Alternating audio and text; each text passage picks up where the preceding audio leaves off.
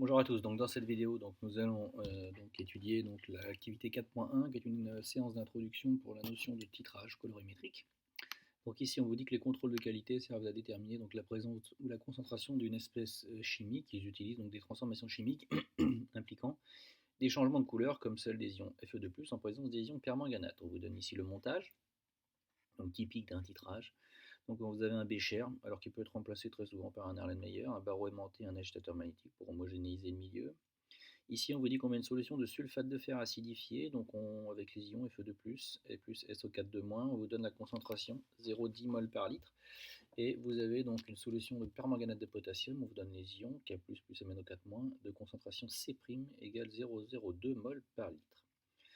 On vous donne le protocole, donc réalisez le montage, veillez à ce que les zéros soient bien ajustés, que ce soit en haut et en bas. Prélevez un volume de 10 ml de solution de sulfate de fer avec une pipette jaugée. Donc c'est parce qu'il y a du jaugé qu'on a 10,0. Donc les introduire dans un bécher. Donc ça veut dire que ici le volume de solution qu'on met dans le bécher, c'est 10,0 ml. Ensuite, ajoutez les volumes de permanganate VMnO4- de 1, 3, 5, 7, 9, 11, 13 et 15. C'est-à-dire qu'on laisse couler 1, on laisse couler ensuite jusqu'à 3, on laisse couler jusqu'à 5, on laisse couler jusqu'à 7, etc. On vous définit l'équivalence. Donc l'équivalence, on vous dit que ça correspond à un état particulier du système pour lequel donc, les réactifs sont consommés intégralement. On vous donne les couleurs ici des ions, l'ion permanganate est violet, c'est pour ça que la solution ici dans le bécher, dans la burette, est violette.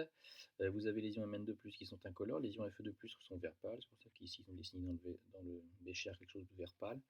Les ions Fe3+, sont jaune pâle et les ions H+, sont incolores. On vous donne les couples. On vous dit que les ions K+, et SO4- sont des ions spectateurs, et on vous dit que les ions H+, sont en excès. Première question, on vous donne aussi donc la couleur, l'évolution de la couleur en fonction des volumes versés. Donc on vous dit que pour un volume de 1 c'est vert pâle, pour un volume de 3 c'est vert pâle, en gros jusqu'à 9, 11, là on voit bien qu'il y a un changement, qu'à la fin ça reste violet. Là ça ne doit pas totalement vous choquer, quand on met un grand volume de solution de permanganate ici, qui est violette, à la fin on obtient une couleur violette, ça ne doit pas non plus vous choquer. Et quand on en met très peu, on se doute bien qu'il n'en aura certainement pas mis assez pour faire réagir tous les ions Fe2+, responsables de la couleur vert. Donc c'est normal qu'au départ, quand on met un très faible volume, la couleur soit verte, puisque initialement ici elle est verte. Alors pour écrire donc la première question, c'est d'écrire l'équation de la réaction modélisant la transformation chimique. Donc là, il faut aller dans le sujet, voir que les ions K+, et SO4- sont des ions spectateurs, donc ils n'interviennent pas. Donc ça veut dire que ce qui va intervenir, ça va être les ions MnO4- et les ions Fe2+, comme mentionné ici dans le sujet. Dans ce cas-là, vous avez les couples, vous entourez les espèces que vous voulez faire réagir, MnO4-, Fe2+, vous avez bien un oxydant, un réducteur, donc on applique la méthode qu'on a déjà vue précédemment dans les cours précédents. Donc vous avez les couples, vous écrivez donc sous la forme oxydant plus N électrons donne réducteur. En appliquant la règle, vous équilibrez d'abord les manganèses, ensuite vous équilibrez les oxygènes avec de l'eau, vous équilibrez ensuite les H avec des H+, et enfin vous équilibrez les charges avec des électrons. Normalement, vous aurez quelque chose sous la forme oxydant plus des électrons donne les réducteurs. Vous faites pareil pour les deux demi-équations, MnO4- Fe2+. Ici, les ions MnO4- sont bien du côté des réactifs, ici les ions Fe2+, sont du côté des produits. Vous inversez donc la demi-équation correspondant au fer, et là vous voyez qu'il faut qu'il y ait un échange d'électrons. Un échange d'électrons, ça veut dire que si ici 5 électrons sont consommés, ça veut dire qu'il faut produire 5 électrons. Le seul moyen de produire ces 5 électrons est de multiplier par 5 cette demi-équation. Vous additionnez ensuite, terme à terme, les électrons vont s'échanger et donc être de part égale, de part et d'autre de la flèche égale, donc on ne les fait pas intervenir, il y a bien eu un échange. La réaction est donc ici, vu qu'on met une flèche simple, totale. On verra que c'est une des caractéristiques pour une réaction de titrage. Il faut que cette réaction soit, ça marche pas bien là, totale. Donc une fois qu'on a obtenu cette équation, la seconde question c'était de dresser le tableau d'avancement de la transformation. Donc pour les volumes 5, 10 et 13. Donc ici, vous avez donc pour un tableau d'avancement, vous écrivez l'équation. Donc on vous a dit que les ions H+ étaient en excès, donc l'eau étant le solvant ici, vous n'avez que des solutions aqueuses, donc on ne s'en occupera pas non plus. Et enfin, vous avez à l'état initial, donc un avancement qui est nul, la quantité de matière initiale. Donc ça sera, vu qu'on a ici des espèces qui sont dissoutes avec des concentrations, donc N égale C fois V, sauf que ici c'est C', et que le volume qu'on va mettre, ça va être soit 5, soit 10, soit 13. Donc c'est pour ça qu'on fait d'abord un tableau, on va dire, général. Ensuite, la quantité de matière initiale des ions Fe2+, donc ça va être du C fois V, avec ici C et V, vu que c'est la notation C et V du texte, on garde ces notations-là. On suppose qu'au départ, il n'y a pas d'ion Mn2+, et pas d'ion Fe3+, formé. À un état intermédiaire, ici, il faut donc prendre à l'état intermédiaire, il y a pour chaque espèce ce qu'il y avait au départ, moins ce qui a réagi, vu que c'est un réactif. Et ici, ce qui a réagi, c'est une fois, puisque ici le numéro stoichiométrique est égal à 1, une fois l'avancement. Pour les ions Fe2+, c'est en gros ce qu'il y a un état intermédiaire, c'est ce qu'il y avait au début, moins 5, puisque le coefficient stoichiométrique ici vaut 5, fois l'avancement. Ici, vous avez x et 5x, puisque en gros, ici, il y a ce qu'il y avait au début, c'est-à-dire 0, plus, cette fois-ci, ce qui s'est formé, c'est-à-dire 1 fois x, puisque ici, on est dans les produits. On fait des plus dans les produits, ils se forment, la quantité de matière augmente, alors que la quantité de matière des réactifs diminue. À l'état final, on a un avancement qui est l'avancement maximal, x max, donc vous recopiez cette ligne et vous remplacez x par x max. La réaction est totale, donc le réactif limitant est entièrement consommé. Donc s'il est entièrement consommé, vous aurez deux possibilités. Soit ça sera MnO4- qui sera le réactif limitant, et dans ce cas-là, vous devrez écrire qu'à la fin, il n'y en a plus. Et s'il n'y en a plus, ça veut dire que dans la colonne MnO4-, à la fin, vous écrivez que la quantité de matière vaut 0. Donc ça veut dire que C'V MnO4- moins x max, que je vais appeler 1, égale à 0. Et donc ça vous donnera une première valeur de x max. Si Fe3+, ici, non c'est Fe2+, je me suis trompé.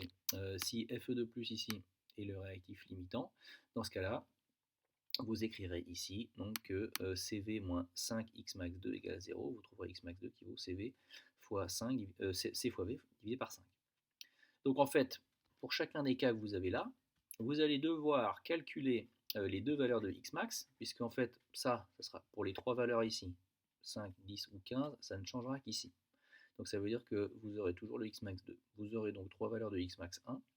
Vous devrez ensuite les comparer et vous prendrez la plus faible. Donc ça, c'était le cas général pour la démarche. Donc si vous faites le premier cas, pour 5 ml, vous allez trouver le N0 en faisant les calculs, c'est prime fois le V MnO4-, 1 10-4. Ici, vous allez trouver 1 10-3. Et donc, vous allez trouver un X max qui fait que, en fait, là, le réactif limitant sera les ions MnO4-. Donc les ions MnO4- ici seront limitants et vous trouverez un X max qui valait le X max 1 qui vaut 1 10-4. Donc si à la fin, si lui est limitant, ça veut dire qu'à la fin il n'y en a plus. C'est pour ça que ici j'ai mis 0. Ensuite, si vous dans la colonne ici, là, Cv moins 5x max, vous remplacez Cv par les valeurs et vous remplacez par le x max que vous venez de trouver qui était le x max 1, dans ce cas-là, vous allez trouver qu'il en reste. Il reste des ions Fe3+. Donc ça veut dire que ici c'est 5 10-4, là vous êtes à 1 10-4 et là vous êtes à 5 10-4. Donc là en gros vous êtes à quelque chose, je me suis encore trompé ici, pardon, c'est Fe2+, et ici c'est Fe3+. Donc ensuite, oui, toc, donc ensuite je disais, donc si ici je suis à Fe2+, 5 10-4 c'était vert. Les ions Mn2+, sont incolores, donc 1 10-4. Donc eux, là, en gros, n'ont pas influencé la couleur. Et là, on est à 5 10-4 sur quelque chose qui est jaune pâle. Donc vous avez un mélange entre un jaune et un vert pâle. Bon, vous êtes entre du jaune et du vert pâle. Ce qui est assez cohérent avec la couleur qui est indiquée dans le tableau. Si vous faites avec 10 ml, donc si vous faites avec 10 ml dans cette fois-ci, donc là je ne me suis pas trompé, c'est bien Fe2+, et Fe3+ ici, la quantité de matière de N0 de permanganate. Bon, vu que tout à l'heure on avait fait 5, on est passé à 10, donc c'est le double ici, 2 10-4. Ici, vous êtes à Ni qui vaut C fois V, ça, cette valeur n'a pas bougé.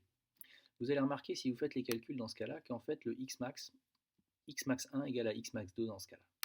Donc là, le X max égale X max 1 égale X max 2. Alors, c'est un état très intéressant. Pourquoi? Parce que ça veut dire qu'en fait, les deux, à ce moment-là, pour 10 ml, les deux sont entièrement consommés. Les deux réactifs sont entièrement consommés.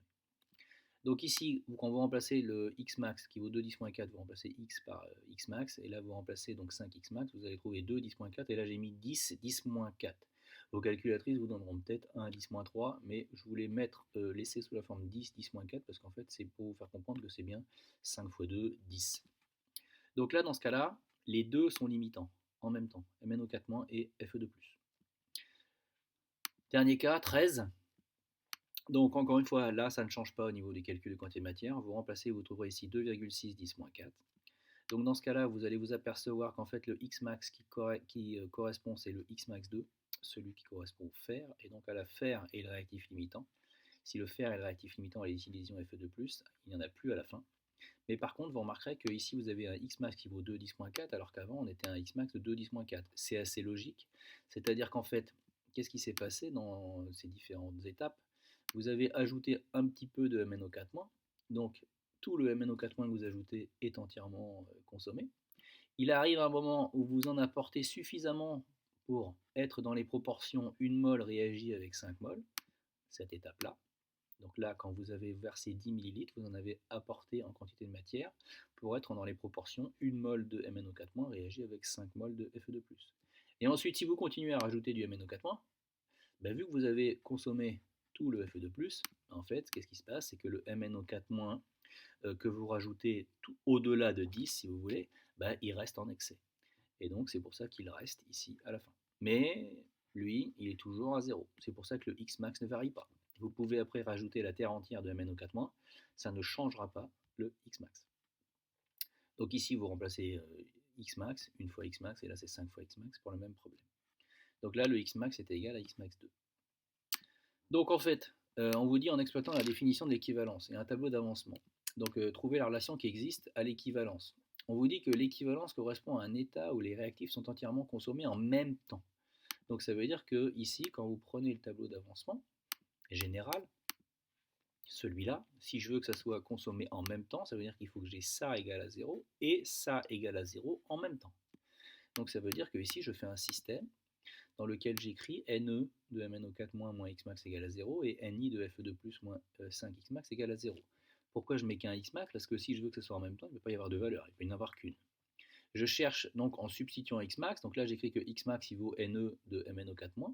Je remplace ici Xmax par Ne de MnO4- et j'obtiens cette relation-là. Alors vous allez remarquer que j'ai fait volontairement, je l'ai mis sous une forme qui n'est pas forcément celle que vous allez obtenir, mais pourquoi? Parce que regardez bien, le 5 qu'il y a ici et le 5 qu'il y a ici. Le 1 qu'il y a ici, c'est le 1 qu'il y a là en fait, qu'on ne met pas par défaut, mais c'est ce 1 là.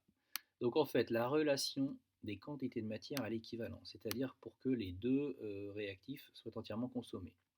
Il faut écrire que la quantité de matière d'un des réactifs divisé par le coefficient stoichiométrique est égale à la quantité de l'autre réactif, mais uniquement versé à l'équivalence, c'est pour ça que je mets E, divisé par le coefficient stoichiométrique associé à cet ion. Ce que j'essaie de vous faire comprendre, c'est que cette relation-là n'est valable qu'à un seul et unique moment, c'est quand on est à l'équivalence.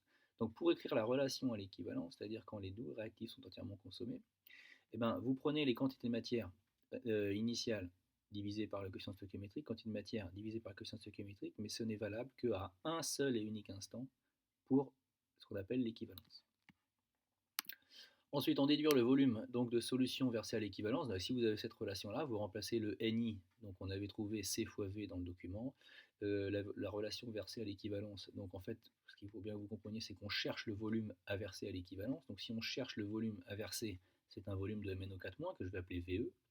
Donc cette relation-là n'est valable, autrement dit, que pour un volume, le volume à l'équivalence, et je le note VE.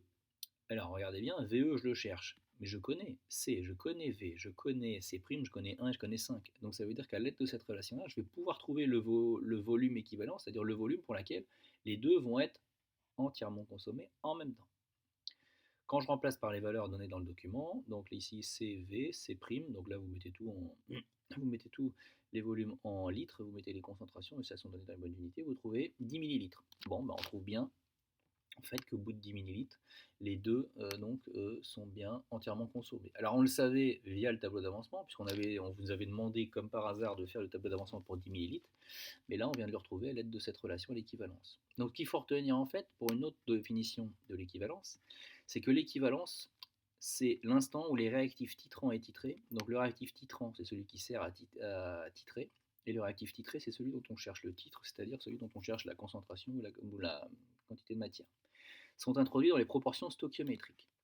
Donc l'équivalence, les réactifs titrants et titrés sont introduits dans les proportions stoichiométriques, donc ce qui nous permet d'écrire ça, Pourquoi dans les proportions stoichiométriques? Parce que ici, je fais bien intervenir les quantités de matière initiales, je fais bien intervenir les coefficients stoichiométriques. Mais cette relation-là n'est valable à l'équivalence, c'est-à-dire que pour un seul et unique instant, l'instant où j'ai introduit donc les réactifs dans les proportions stoichiométriques, c'est-à-dire les proportions de l'équation de bilan. Ici, quand vous lisez cette relation-là, il faut dire, donc soit vous lisez c'est un ion qui réagit avec 5 ions, ou alors c'est une mole qui réagit avec 5 moles. Au départ du dosage, vous aviez que des ions Fe2+. Vous ajoutez au fur et à mesure des ions MnO4- dans la burette. Il arrive un moment où vous allez mettre un volume de MnO4- qui sera tel que la quantité de matière que vous avez donc ici ajoutée de MnO4- sera exactement dans les proportions 1:5. C'est ça qu'on appelle les proportions stoichiométriques. Et dans ce cas-là, vous êtes à l'équivalence. Dans ce cas-là, quand vous êtes à l'équivalence, vous aurez fait réagir tous les ions Fe2+. Et on va voir que ça va pouvoir avoir dans les prochaines activités, on va voir que ça a une application qui s'appelle les titrages colorimétriques. Pourquoi? Parce que je sais, si j'arrive à détecter le moment, en gros, où j'ai bien cette équivalence-là, vu que je sais le volume que j'aurais mis quand j'aurais détecté donc cette équivalence, bah, vu que je connais ça, je pourrais connaître donc la quantité de Fe2+. Et si je peux connaître la quantité de Fe2+, que j'étais pas censé connaître, je peux connaître ou je peux vérifier ce qui est